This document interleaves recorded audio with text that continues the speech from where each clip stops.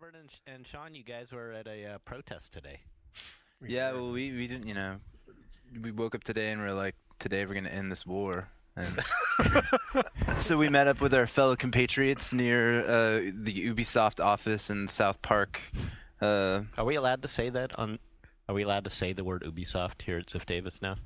Yeah, we can. Give me a break. Come on. We can't say so. Ubi or soft. The protesters would agree with that. Yeah. So they all gathered together to protest America's Army, and at first the message was that America's Army is, it's developed by the United States military industrial complex, and it's actually used to start recruiting people under 17 against a certain UN protocol and other things. And then it kind of became like this game is just bad in general. The fact that like the government's sponsoring a game, and I mean, well, there's like mixed messages, right? At any protest, there's multiple voices, and there was organizers, and then the guy organizing it was like, I mean, he was really level-headed and articulate, but then some of the other people that came up, it's kind of like just looking for a cause, They weren't saying the game was bad, like the game mechanics are bad. I was about to say, well, that would have been. Did they post a review?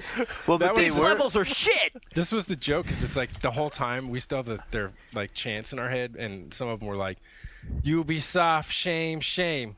War is not a game. Good God. War is not a game. Good God. Everybody now." Wow, it's a funky protest.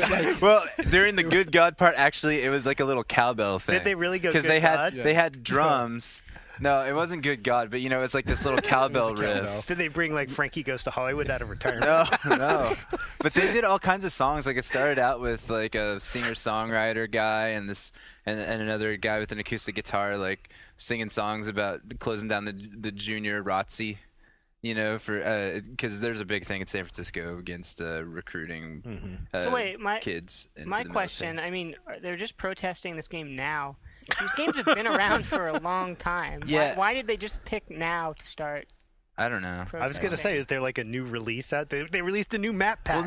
And the funny thing was they sent their like representatives like storming into Ubisoft, and the whole thing was like while we were watching all the music and people talk, was waiting for them to come back from Ubisoft and tell us what they found out on their mission to like deliver to Ubisoft their message. And they came back and they're like, well, they basically agreed to stop making the game because I guess they're not going to make the game anymore anyway. Wow. I mean, that was sort of the message. Most It was effective protest ever. Yeah. Before we get to that part, I wanted to follow up though on the music thing. Yeah. It was like then they had like the open mic chant, and then this one guy gets on it, and you go from these like really Open mic chant. yeah, like someone just never heard of basically that. like leads, does Sounds the like cheerleading, monks. and one guy got it, and his like maneuver was no justice, no peace.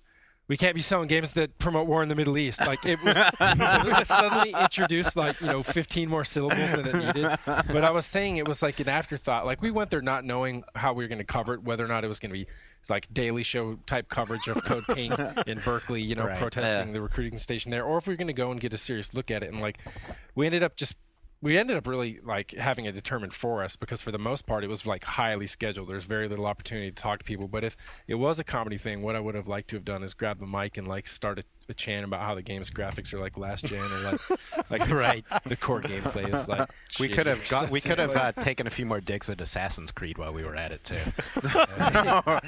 the just to rub it in. The strange part about it was one of the things that they were sort of protesting was that the game isn't realistic enough. So it was almost as if they're, They want more blood. Oh, I see. The whole thing was like, well, this is a game about war, but you're not like killing civilians and families, which was kind of weird because it's like, well, it's a training game. I don't think the army really wants to train you to kill civilians per But you se. should have introduced them to GTA 4 if they really Yes. wanted to Right. go for that. Interesting. They had a pair of former servicemen who were dishonorably discharged for like coming to basically protesting against the war, petitioning against it while being enlisted. Conscientious conscientious objectors. objectors. But then they were listing, they're like, the game will actually have a mission that's based on like nuclear artillery training. And he's like, the guy's like, well, it shows you the fun part about this, but it doesn't take into account that there's the equivalent of a canary in a coal mine where someone has to pull their mask. You get like the most expendable guy in the unit to take his mask off first, and all these other things. And just, of course, the atrocities. We've talked about them before too, in the way that war games are really, you point stuff and shoot it, and until now. I think David Jaffe's been talking about wanting to make a war game that includes some of those elements where like there are civilians and you have to decide there are people who want to surrender themselves, and do you fire on them or do you take them in? So just acknowledging all that, yeah, and saying that it's a bloodless game that just, I mean, they were to the point where they were upset that the game basically talks up like the quality of like the PXs and just like how nice it is. Yeah, one of the guys who had been a conscientious objector, that was his big thing. Like he got up and everyone was like really happy to see someone in the military come up and speak, and he was not exactly so enthusiastic as the rest of the crowd. He's like, yeah, I guess this game pisses me off because I played it. And you go into the hospital and the nurses are all just talking about the quality of the PX and all the facilities and stuff. And I was like, that's bullshit. I couldn't even get Playboy in there. I had to start from maximum. Yeah. Did you get the sense that any of these people had really played the game, or did they like download it, fire it up, and then complain? One clearly hadn't. An old lady we interviewed, she was like, it's one of those first games, by which she meant first-person shooters. She's like, it's one of those first games, and what I think that means is it puts you right in it, and you go crazy like Rambo. But then the main guy, the guy who organized the event, was very knowledgeable of the game. It was clear that he had played it and knew all about what was in it. Yeah, I mean, you could tell there were definitely like layers of people there. I mean, there were some people there who were really organized and on topic and like not politically insane. And then there are all these sort of hangers-on and weird folks that come out because of San Francisco anti-war protest. There's like going to be tribal drumming and and they're going to sell there was tribal Thai drumming. chicken strips just for the hell of it. Although veggie burritos. The most interesting and sort of out of control part of the whole thing was when we were still in the park before they marched to Ubisoft. Like this kind of drunk in the middle of the day veteran shows up in the park and starts screaming at everyone. And it was really at them. Yeah, like he military. he interrupted. What were they calling themselves? Toothless old women. They were called the Raging Grannies. The Raging Grannies. Yeah, as they were singing. That would be a great band, man. Raging Grannies. It's not all it's cracked up to be. They were singing this like nursery rhyme about keeping kids away from war. Meanwhile, this drunk guy is like screaming at the audience. He's like, "But what about me? You guys say no war, but I come home and nobody gives a shit about me." And he's like going off, and everyone you could tell was really uncomfortable because that's the sort of the weak spot for every war protester is the veteran who comes up and says, "Yeah, these people don't really give a shit about me," Right. But he was pretty insane, and the funny part was he just sort of kept on talking until he started like digressing into talking about how he wanted to kill George W. Bush, and he's like, "You can quote me on that, I'll shoot him," and like all this insane stuff. Call the Secret Service. Oh man, The one, like, it sucked that he was so incoherent because the one, valid point that he sputtered in between all the other insanity was that I had no choice. When he enlisted, he didn't enlist because he played some hot game, but because he was in a shitty position in life, and that was one of the few viable options that he thought he had. Yeah.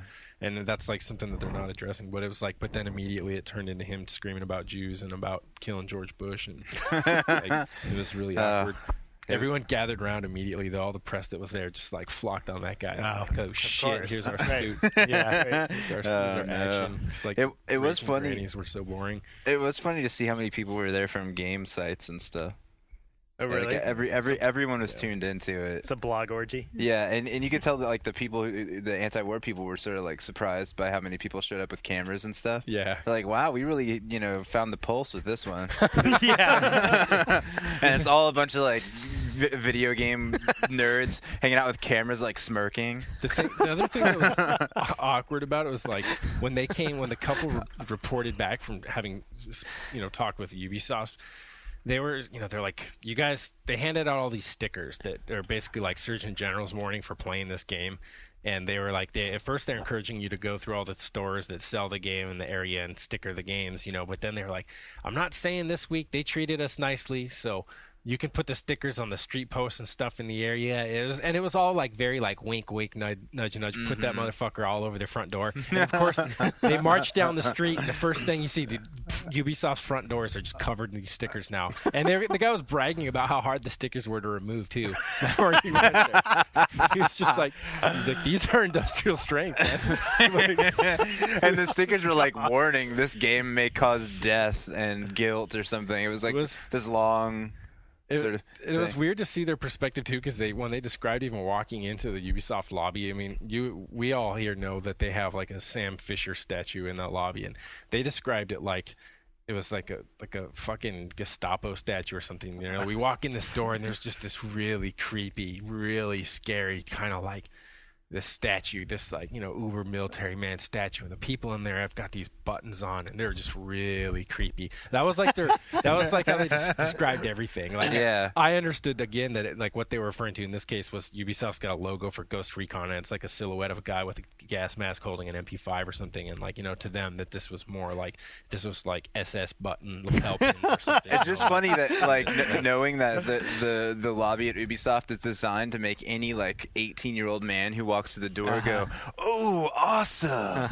And meanwhile, like any war protester goes in there and goes, "Oh my god, And what is this hell?" And all the guys, all the people at Ubisoft wearing those buttons are all probably like SF liberals too. Yeah, you know? Exactly. Yeah, they were peeking out the window, and it was just all like just another Yeah. day in San Francisco type scenario. You get the feeling it was a slow day in the SF protest scene if this is what they chose to do. You know. Like, Well, they were and- covering their bases, though. I mean, they were like, they had someone there. They were commemorating the 63rd anniversary of the bombing of like Hiroshima, and then they were talking about you know, the ROTC, like, you know, in the same capacity that it's recruiting minors. And I mean, they had all bases covered. People were handing us out some flyers about voting for them and for like protesting like Muni. It's just like, you know, municipal transportation in San Francisco. So it was like It's just a protesting all Muni access fair. It was like a protest fair. And they had like 2 or 3 elected officials there, which I was really surprised by, and like a couple of people from the school board. There was somebody there running for like the city supervisor of the district that Ubisoft is in, and I was really surprised by his balls. He's like, "We love video games. Yeah. We love the high-tech industry, but could you please make games about peace?" Right, exactly. My Pretty Pony, Yeah. Volume 4. Well, you could tell he was taking a big risk there. I think he was speaking to the wrong crowd, maybe. But, yeah.